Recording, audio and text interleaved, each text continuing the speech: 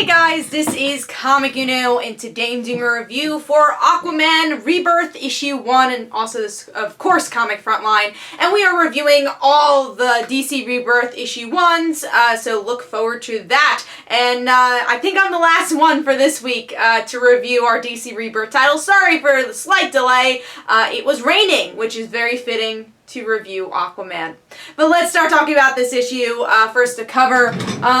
Cover is awesome. Really like the artwork. I think they do the underwater scenes very well. Some great detail with the fishies in the background.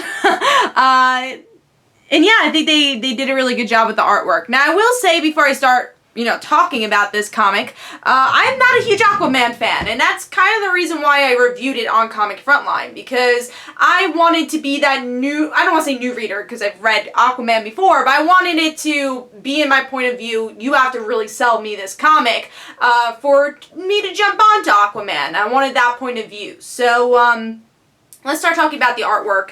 I think the artwork, again, just like the cover, gorgeous artwork. I think that's probably the best part of this book was how great the artwork was. And you have half and half, like underwater scenes, and then you also have some on land scenes, mostly in a diner, but it was cool how he described it as his favorite place to go, and we see Mira there also.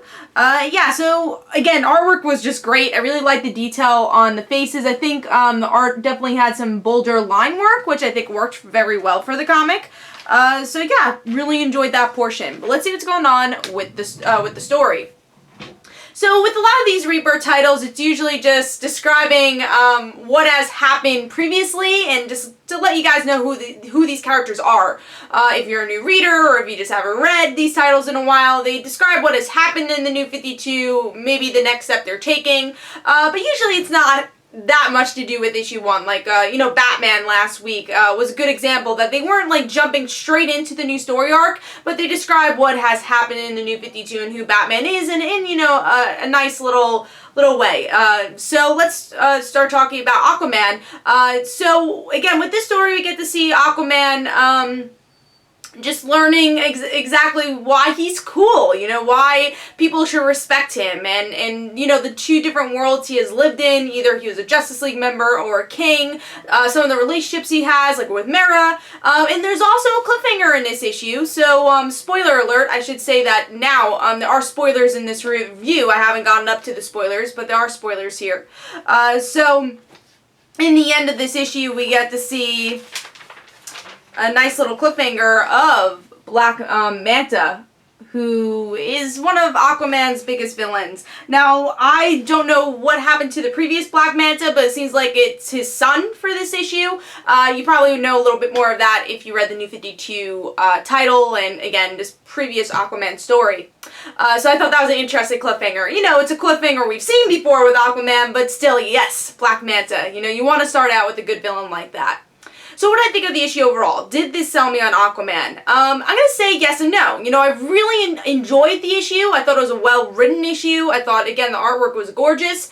But I don't know if they really hooked me to say I have to pick up Aquaman now. But again, I will say I think it does sell you on the character if you really know nothing about Aquaman and you really think that it's just from what media tells you that he talks to fish. They describe it here, it's like, no, he doesn't even talk to fish, they describe his power a little bit more. They really go deep into his mythology a bit. So I enjoyed that. But as a comic book reader, I kind of already knew all that stuff. So did it sell me on the character of, like, I have to pick up more?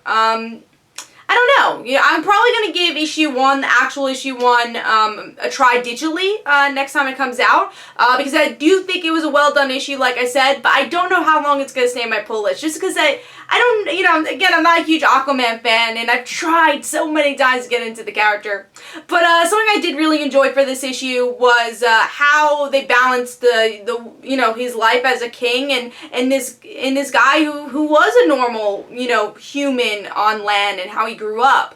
I really liked how they did that, and they did it in small scenes, like with Mera and Aquaman with Arthur, where he's just sitting and having some clam chowder, and he's like, "You don't like it, do you?" And Mera's like, "Oh, Well, no, but I want you to be happy. So I also really like their dynamics. So that's probably the reasons I will pick it up, is to see if they could have this balance between land and sea, and I think that'll be an important part for Aquaman. So me personally, I think you should give it a try, see if this is your thing, and I think this is a good introduction to Aquaman. Again, if you were still thinking Aquaman can talk to fish and is this underrated, well, you know, a lot of people don't know how underrated this character is. So I'm going to go with Aquaman Rebirth issue 1. I'll give 3 stars. I'm going to try issue 1 digitally, like I said. So hopefully you guys enjoyed. This is Comic and Comic Frontline. Don't forget to follow me on Twitter. Don't forget to like my Facebook page. Also, description below, there are links for my comic book, Like Father, Like Daughter. And don't forget to like the Facebook page of Like Father, Like Daughter. I'll see you guys later. Bye.